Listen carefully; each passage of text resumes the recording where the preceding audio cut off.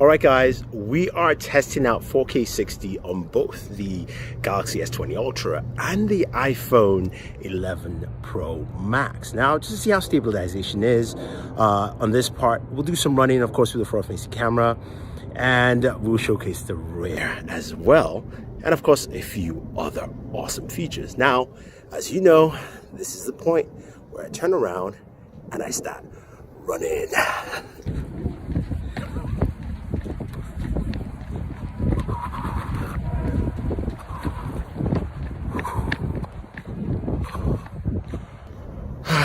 All right. So we have that. Some interesting dynamic range I'm seeing here, but without wasting any more time, let us check out the rear camera. So now we've got our rear camera and also at 4K 60. Walking down, seeing what kind of stabilization we get. And as you guys know, we're going to start running again. Boom, boom. So this is 4K 60 running. Whew, man.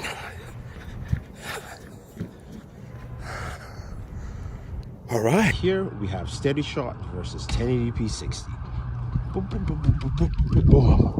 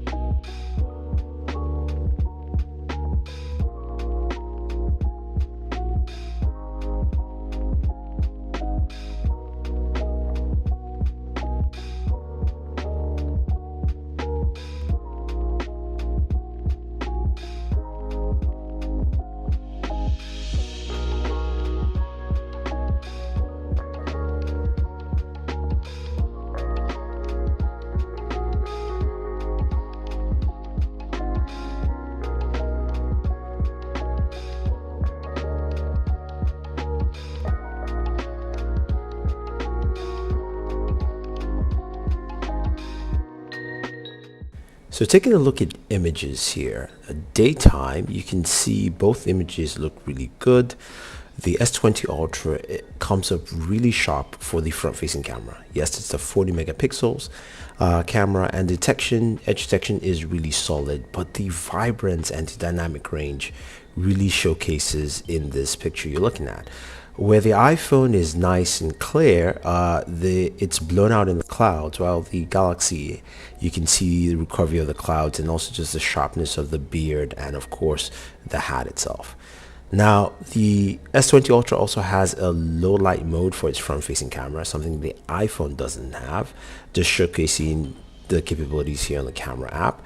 And when we look at, of course, low light photos, you can see how that actually works out well in the pitch black location as you saw earlier.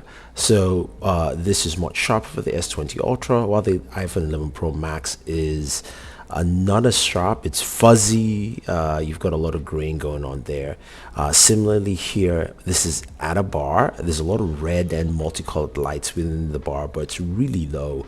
You can see the S20 Ultra really bringing that out and still keeping focus on me, while the iPhone 11 Pro Max, because there is no low light mode in the front-facing camera, doesn't do that. Now we move to a shot here, which is outside. I was leaving the bar.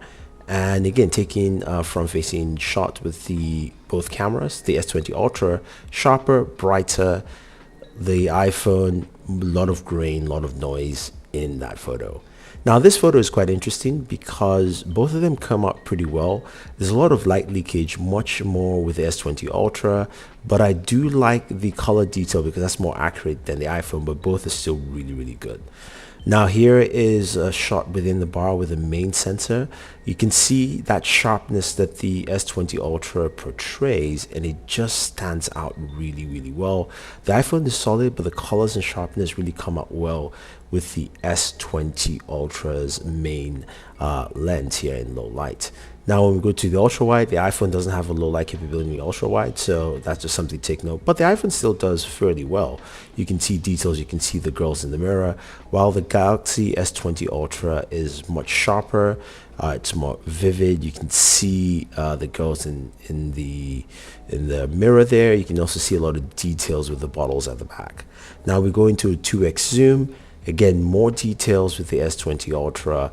The iPhone is good, but you can see how well backlit the S20 Ultra comes out with this image here. So that is something, to take note and just see. And I think it works out pretty well. And this here quickly is just showcasing 5x zoom in low light. You can clearly see the letterings of all the different alcohols on the bar there. Again, low light shot. Yes, there is some lighting in here, but it does well. Now let's take a look at 8K video. I'll let you guys enjoy audio and video from it directly. The thing a lot of people want to see, 8K recording. It's probably some micro shakes for me. I'm just gonna pan a little bit. Oof. See how it deals with some sunlight. The sun's at the edge. It's bleeding in. Oh man, it is so cold out here. My fingers are burning. Boom. Take some photos again while you're doing this.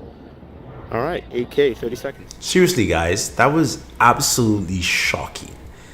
Not the fact that it couldn't happen, it's just how it happened. The S20 Ultra is a beast, and the camera is not out to play around. You've got to say, looking at video, 4K 60 looked really good compared to the iPhone. Also, Super Steady was still great. The images, just the sharpness and the dynamic range, so good. And low light photography really came out solid. I mean, such an improvement from last year. And of course, you still have that extra benefit of 8K video. I mean, that is truly amazing. And even some of the shots, from the camera itself, just the rear camera, really showcases why Samsung feels the S20 Ultra is going to be that device that you want to pick up this year. So what do you guys think? Do you think the S20 Ultra is now the best camera out there? Well, stay tuned for, of course, my buddy Marian Sell. He'll be giving his full camera review soon. Until then, enjoy this comparison. Check out for more videos from the S20 Ultra and always enjoy your entertainment.